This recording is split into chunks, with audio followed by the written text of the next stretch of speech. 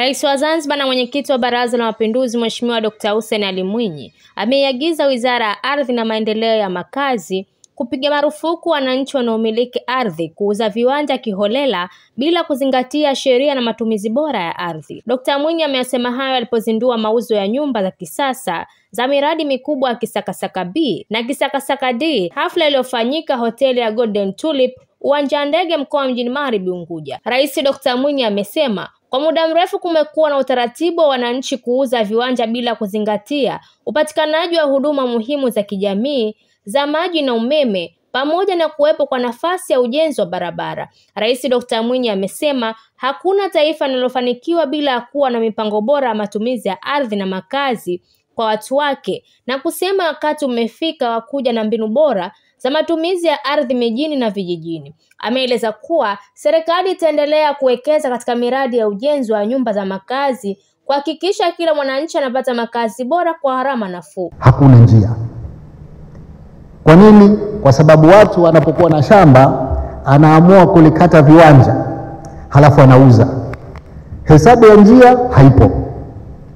Sasa ningependa niwaambie Wizara ya Ardhi, kuanzia sasa mtu kama ana shamba lake anataka kuuza viwanja, iwe marufuku bila kuleta wizarani, apimiwe na njia ziwekwe kwanza. Kwa sababu hiyo nyumba ya hiyo jamaa yangu ni nyumba nzuri kweli, kajitahidi. Sehemu kubwa ya kipato chake kimeingia pale, lakini leo iko katikati ya vibanda vya watu na njia ya kufika haipo. Kwa hivyo inakuwa hakuna tija katika ujenzi wa namna hiyo. Lazima viwanja vipimwe, njia ziwepo, halafu na huduma ziwepo, kwa mfano umeme na maji. Halafu watu ndio waruhusiwe kujenga, na hata ujenzi wenyewe basi uwe na aina fulani ya ujenzi, tusijenge hovyo tu. Rais Dr. Mwinyi amesema atafarijika kuona nyumba mpya za kisasa mijini na vijijini na kuwataka watu kubadilika na kuachana mitazamo hasi ya kuendelea kuishi katika nyumba chakavu. Amewahakikishia wananchi kuwa Kisakasaka unaenda kuwa mji wa kisasa na kutoa wito kwa wananchi kutumia fursa ya kununua nyumba hizo zilizojengwa na shirika la nyumba, kwani mji huo utakuwa na huduma zote za kijamii ikiwemo maji, umeme na barabara za kisasa. Wakati huo Dr. Mwinyi amewashauri watumishi wa umma kukopa nyumba baada ya kuendeleza utaratibu wa kukopa vifaa kwa ajili ya ujenzi wa nyumba, hatua ambayo itawezesha na kuathiri kiuchumi. Amesema kuwa nyumba bora za kisasa unatoa fursa kwa wananchi kuishi katika makazi bora yenye thamani na kuwa msingi bora wa kiuchumi wa familia. Amesema serikali itawezesha watumishi kupitia nyongeza ya mishahara yao ili waweze kumudu kununua nyumba hizo zinazouzwa na shirika la nyumba, pamoja na kuwa na mpango wa kuwawezesha watumishi wa umma kuwa na nyumba bora kwa kuwakata mishahara yao kidogo kidogo kwa muda wa miaka 25. Napenda niwatie moyo kwa nyumba za kisasa ambazo serikali inaendelea kuzijenga kupitia shirika la nyumba zinatoa fursa bora zaidi kwa mwananchi na hasa mtumishi wa umma kuweza kumiliki nyumba ya makazi yenye faida zifuatazo.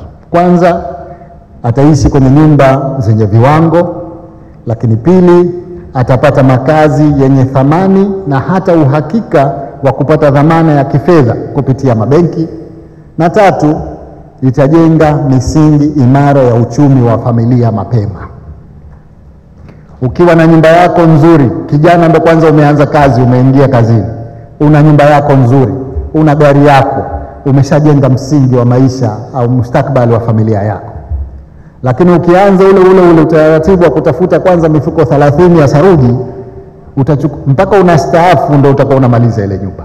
Waziri wa Ardhi, Maendeleo na Makazi Zanzibar, Mheshimiwa Rahma Kasim Mohamed, ameeleza kuwa ataendelea na kazi kwa kushirikiana na wananchi ili kutatua changamoto zinazowakabili. Hizi kazi ambazo tunafanya katika sekta mbili, tuna sekta ya ardhi na sekta ya makazi, tutakwenda kuzisimamia kwa karibu zaidi.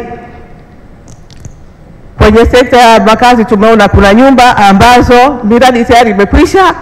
Kwa mfano nyumba 72 pale za Mombasa zimejengwa chini ya uongozi wako. Pia ukatuagiza kwamba nyumba zile tuweke kampuni ili ziharibike, na kampuni tayari imeshaanza kazi.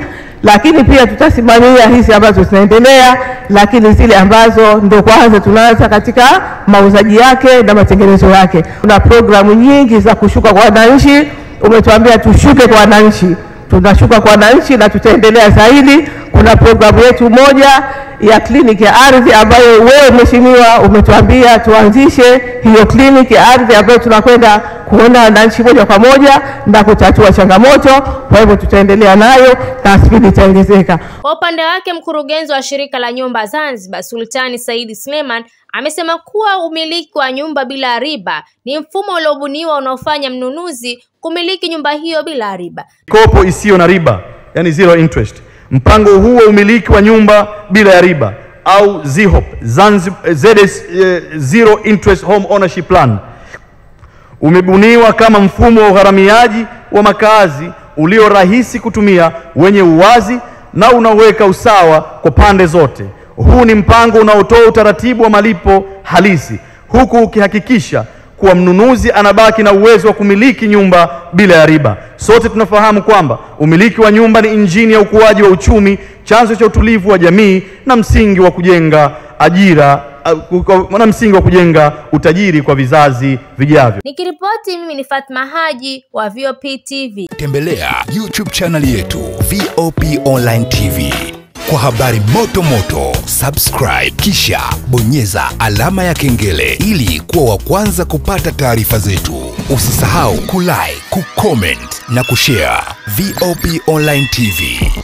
VOP Online TV.